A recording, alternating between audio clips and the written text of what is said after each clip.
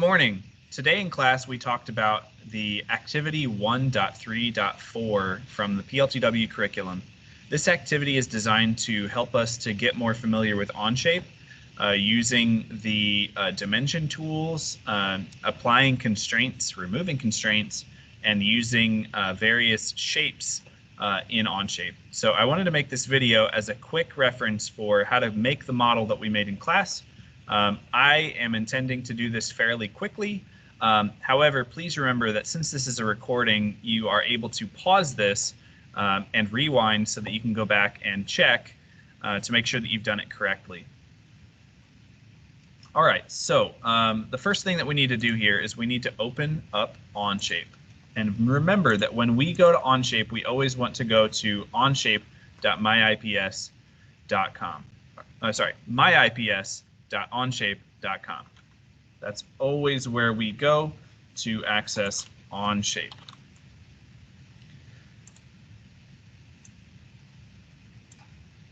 Okay, so we are going to create a new document, and we are going to name this the way that we have named all of our documents in the past. So the first thing that you're going to call it is the name of the class period for your class. So I'm going to say 3A. You're going to put your last name, then your first name, today's date. This assignment was given on November 12th, and we are going to name this file patterns. So I'm going to open Onshape here. I'm going to close this panel so that I've got a little bit more room to see my workspace. And I'm going to be looking at this document, and this document is on Schoology. If you go into today's folder, we're in the Thursday folder. The activity is called Day 32 Assignment 1.3.4 Part 1. And this is the link to the document that I have open here. So I'm not going to read all of this, but I will show you the important words that we're going to look at here. So we're going to start here. We just made our file. We've created a new design, and it says that we need to sketch a 4x6 rectangle, 4-inch vertical, 6-inch horizontal. So the first thing I need to do is start a new sketch. So I'm going to press Alt-click. That brings up this menu. I'm going to click on New Sketch, and make sure that you click on the front view to start in the right view. I'm now going to click on the front on my view cube, and now I can start sketching on my front face. So I'm making a rectangle, but I want to use a center point rectangle, and you may have to click on this drop-down menu in order to get to the center point rectangle. I'm going to click on my origin. We always want to make sure that our 3D model starts on the origin or is centered on the origin. It's just good design to do that. All right, so I just clicked to place my rectangle. Now I'm going to go into the dimension tool, click on the sides of my shape here to give it the correct size. And so according to the directions, it says it needs to have a 6-inch horizontal. So the width of our triangle needs to be 6 inches. I'm still in dimension mode, so I'm going to click on the top and the bottom of my rectangle to place the height dimension over here. I'm going to change this to 4 inches. So there's our rectangle. We've got the shape down here. I'm going to go back to the instructions, and there's a couple of things that I'm skipping over. The first is where it says Fusion 360. We are actually using Onshape instead of Fusion 360, so we don't have to worry about that. But this text right here just explains what I just said, which is that we always want to make sure that our model is centered on the origin. And that will become really important as we move into the constraints part of our model today. Okay, so the next thing that it says to do is to add 3 polygons inside of our sketched rectangle. But we're actually going to do one thing before that. In this diagram here, they've got these dotted lines. These are called construction lines. So we need to add these before we add our shapes. So to add a construction line, we're going to click on the line tool. And then we're going to click on this button right here. And this is the construction line button. that's going to turn a normal line like we made with our rectangle into a construction line. Construction lines won't show up in the final model, but they are there for measurements and constraints, so they're kind of important. So I'm going to click on the top corner and the bottom corner of this rectangle to place the first construction line, and then I'm going to click on the top right corner and the other bottom corner to place the other one. Now notice that those lines turned black, and that's because our rectangle is already. So when we placed these construction lines, they had fixed length because they're fully constrained. All right, I'm still in construction line mode, so I'm going to press the escape button on my keyboard to get out of that tool. And I'm going to go back to the instructions. So step 5 says to add 3 polygons inside of our sketched rectangle. So I'm going to place a triangle in the bottom right corner. I'm going to place a pentagon in the left side of this rectangle. And up here, we're going to place a hexagon. So we're going to have a 3-sided polygon, a 5-sided polygon, and a 6-sided polygon. And the dimensions are given for the size of those. We'll do that in a minute. But for now, let's put the shapes in themselves. Okay, so I am going to use the inscribed polygon tool here to make these shapes. So on the toolbar, that's what you're looking for. If you click on the drop down next to that, you'll see that we also have circumscribed polygon. We don't really need that, so we're just going to stick with inscribed. There's not a huge difference between the two.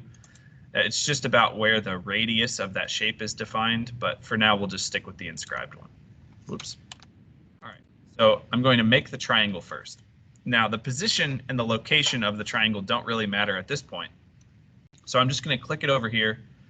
What I do want to try to make sure I don't do, if you look at the screen right now, you'll see that as I move this shape, it's trying to add these yellow lines, which means that it's trying to apply a constraint, and I don't want it to do that. So I'm going to move it in between here and here so that I don't have an automatic constraint applied. So right now, not moving my mouse, there are no yellow dotted lines, so I'm just going to place my triangle there. And I clicked. Now I get this little, what looks like a 9 from this angle and 2 arrows. And what it's really trying to ask us is, how many faces should this shape have, or how many lines? So this is a triangle, so I'm going to move my mouse, and when I move my mouse, it changes the number of sides that this polygon has. Now we want a triangle, so we're going to go ahead and go to 3. At this time, all students with free lunch are invited to cafeteria for lunch. All right, so now we've got 3 sides on our polygon, and I am going to just leave that alone for a minute. And I'm going to go up here and create our pentagon. So I'm going to place this here, and notice that as I try to do this, it's trying to apply constraints.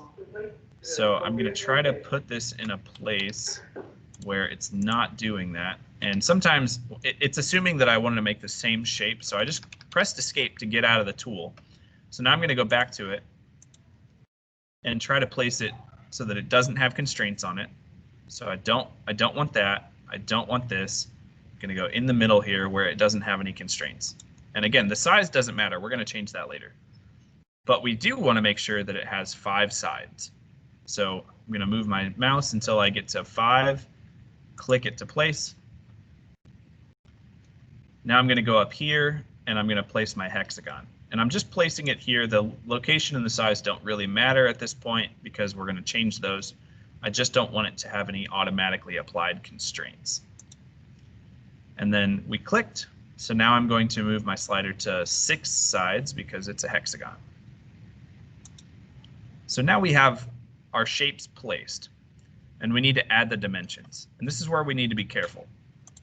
So I'm going to start with the triangle. The triangle, the dimensions that we're given is that from this bottom corner to this top corner here, that's 1 inch. So I'm going to use the dimension tool, and I'm going to click on this bottom corner and this top corner, and I'm going to say that that is supposed to be 1 inch. And notice that triangle just got a lot smaller, which is good because that's what we wanted to happen. That's the only dimension that we have so far. There's other things that we'll do to this, but for now, That's all we need to do. The next thing I'm going to do is I'm going to dimension my pentagon. So we got to be careful about where we place this line. So it says that from the center of the pentagon to this outer line, the distance should be 0.35. So I'm going to zoom in here. I'm going to click on the center point and on this line right here, and we want that to be 0.35. So our pentagon got a little bit bigger.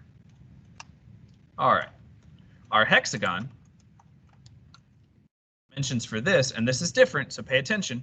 It's from the center point to the outer point, not the line, but the connecting point between the lines is 0.25.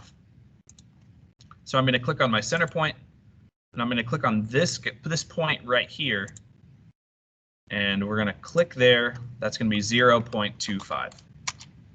Remember that you can always pause this video to back up or to pause while you do this on your screen.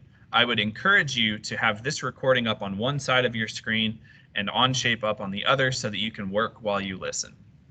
And you can do that using the Alt button and the bracket button. Okay, so now we've got our shapes with their sizes. So we've got basically what they have here, but notice that our shapes aren't in the exact same positions as we have in this diagram. And that's because we haven't given these any constraints. So if we scroll down on this document to step 6, step 6 has all of the constraints that we need to add to this model. And there's a lot of these, and they're really, really wordy, and some of them are math wordy. So I'll try to explain what these mean in normal people words. So the first one says, the center of the pentagon is on a vertical line through the center of the rectangle. Okay, so if we actually scroll down into the instructions, we can see what this is supposed to look like, which is kind of cheating, but I don't care. So here's our pentagon, and it said that the center of the pentagon has to be at the center of the rectangle. So what we are going to use is a vertical constraint. So let's go back to Onshape. So right now, our pentagon is way over here. If we go into this drop-down menu here, where next to it, where it says coincident, this little arrow, we get all of these constraints that we can use for 3D modeling. The one that we are going to use right now is the vertical constraint. So I'm going to click on vertical. Notice how that is now blue, which means that that's the tool that I'm using. I'm going to click on the center of my pentagon, and then I'm going to click on the center of the origin. And that made my pentagon snap over to this side. So that's the first constraint. Our model now meets the first criteria. It says the center of the pentagon is on a vertical line through the center of the rectangle. There's the vertical line, there's the center of the rectangle. So that works. The next one says one side of the pentagon is horizontal and located at a ½ inch above the center point of the rectangle. So there's actually two things that they give us there. So let's start with the first one. The first is that the bottom line is horizontal. So we are going to use the horizontal constraint for this part, which is just above vertical in our constraint list. So I'm going to click horizontal, and I'm going to click on my bottom line. And I noticed that that just rotated when I did that, so I'll do it again. And now it's completely flat on the bottom. So that's the first part. I'm going to press escape to get out of the constraint tool there. The next thing said that it needs to be a ½ inch from the origin. It said the bottom needs to be a ½ inch from the origin, not the center. So I'm going to use the dimension tool, and I'm going to click on the origin and the bottom line. I'm going to swing this over here, click it into place, and I'm going to change this number to 0.5. That moved my pentagon right to where it needed to be. Now notice that my pentagon is now completely black, which means that it is fully constrained. So that's that. The next three constraints are about the hexagon. So let's look at the first one. It says one side of the hexagon is parallel with the 6-inch side of the rectangle. All right, so it wants for one of these lines to be parallel with this top line because it said parallel with the 6-inch line.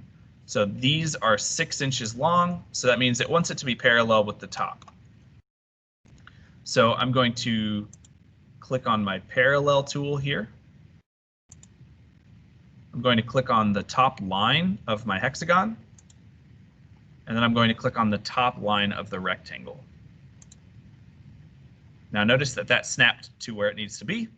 It is now in the same direction as the other line. The next constraint says the center of the hexagon is coincident with a diagonal of the rectangle. Now we already added those diagonal lines. That's what these construction lines are. They are the diagonal lines of the rectangle. So we want to make it so that this center point on our hexagon is on this line. So if we go to our drop-down menu, the first tool listed is the coincident tool. So we're going to click this guy. We're going to click on the center point of our hexagon and on our construction line. So now it's coincident with that diagonal line on our rectangle. One more to go. The last one says the center of the hexagon is a 1/2 inch below the top side of the rectangle. It says the center point of the hexagon is a 1/2 inch below the top line of the rectangle. So we're going to use the dimension tool. We're going to click our top line and the center point of our hexagon. And we want that to be 0.5 inches below. So now it's all the way up here, and notice that this hexagon is now fully constrained. We know it's fully constrained because it's black. All right, let's deal with this triangle. So the last two here are about our triangle, and these ones are really needlessly wordy, so let me explain what they mean here. The first one says, one vertex of the equilateral triangle is coincident with the corner of the rectangle. In translated English, we want one of the points of our triangle to be touching the bottom corner of this rectangle. So we're going to use the coincident tool. We're going to click on our triangle's edge. We're going to click on our rectangle's edge. And that has snapped it into place. The last one says the center point of the triangle is coincident with the diagonal of the rectangle. So we want this center point to be on this rectangular diagonal line. Boop. And that's exactly what we want it to look like. Now it's fully constrained. Let's check our work. It should look like this. And that's what we have.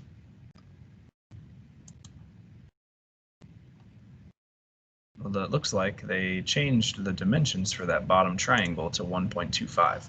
So we can fix that. So press Escape to get out of the constraint tool. Let's double click on this dimension right here and change it to 1.25. And now that dimension matches the dimension that we were given here.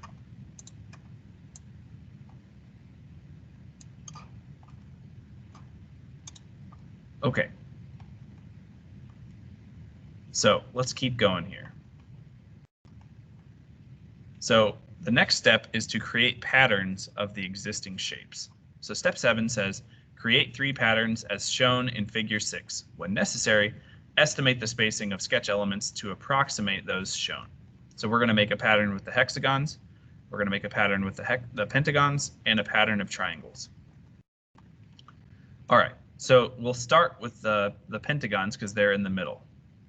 So we're going to use the circular pattern tool to make 5 pentagons out of the existing 1.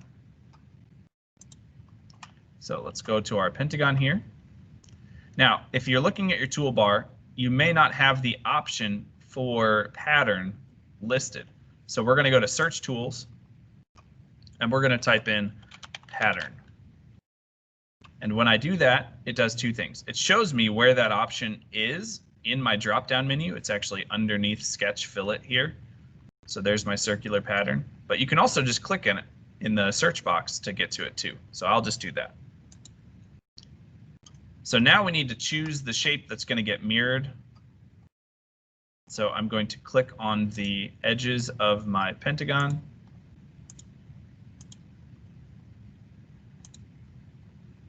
To get the whole thing. And now I have a couple of things that are showing up here. So it's a little hard to see. So the first is I've got this 3x right here. Now, if we look, that means that it's going to make 3 of these shapes. We want that to actually be 5 because there's 1, 2, 3, 4, 5 pentagons in this shape. So I'm going to double click on 3, change that to 5, hit enter. And that looks pretty darn close to what we have in this here.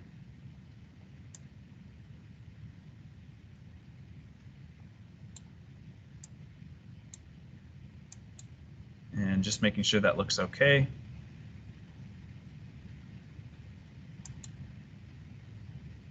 Just a click, and that will place our shape.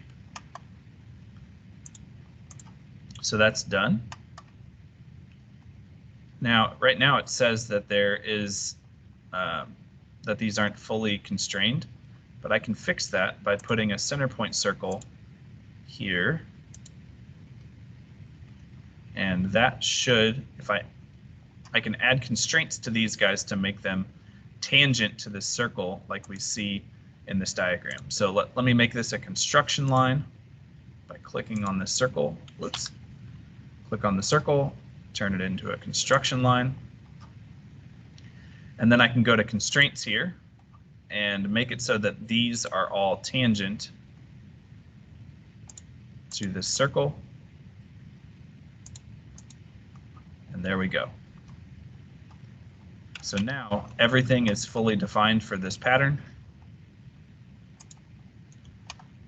The next one we will do is the linear pattern for the triangles. So what we want to do is we want to make it so that this triangle has this kind of cool arrowhead, like the back of an arrow, not the arrowhead, the feather part, the feather pattern here in the back using the triangles.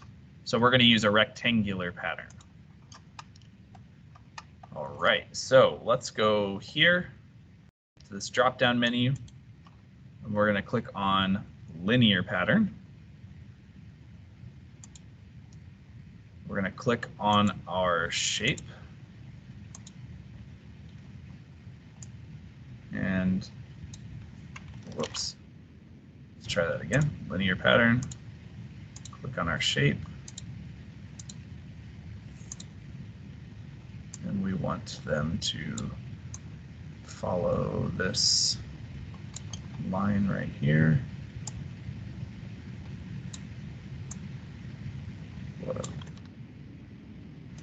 So this is a linear pattern using the rectangular pattern tool.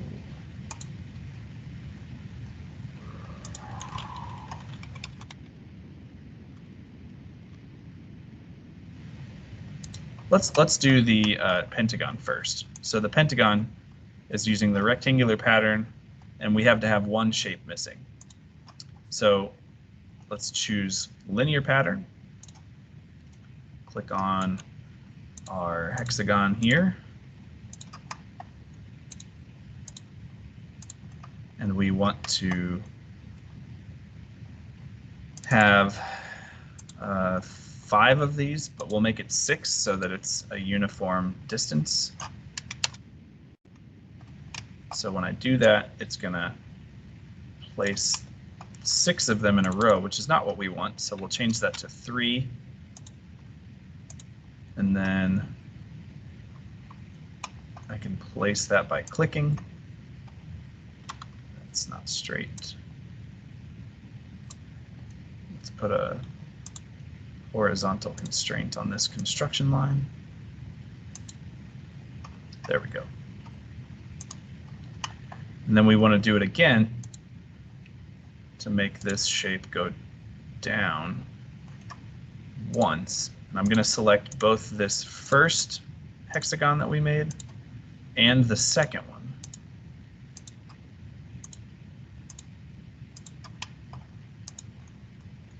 and we want it to go down. Hold on a minute. Let's try that again. Linear pattern, select our circles.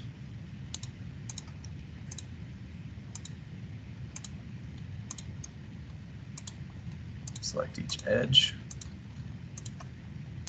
We want to change it so that this is just a 1.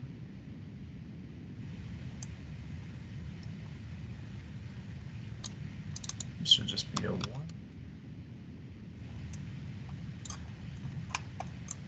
Let's make that. And we want to roughly get the same spacing. It's 0.65 above here, so that would give us the same spacing up as down, and click to place. So that's fully constrained. I think we lost a constraint here. Let's try that again.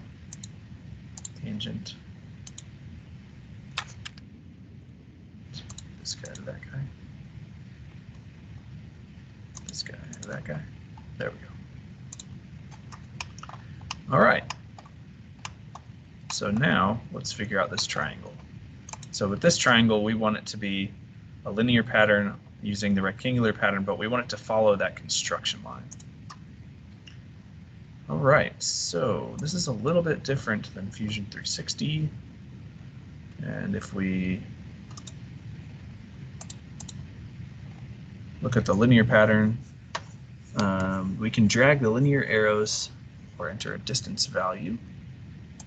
So let's click on our shape. And let's see, how many times does this thing repeat? We want 1, 2, 3, 4, 5, 6, 7 of them. I'm not actually in the tool. Linear pattern, click, click, click, click. We want 7 of them. And we want them to go this way. Just clicking on these square boxes to change the direction.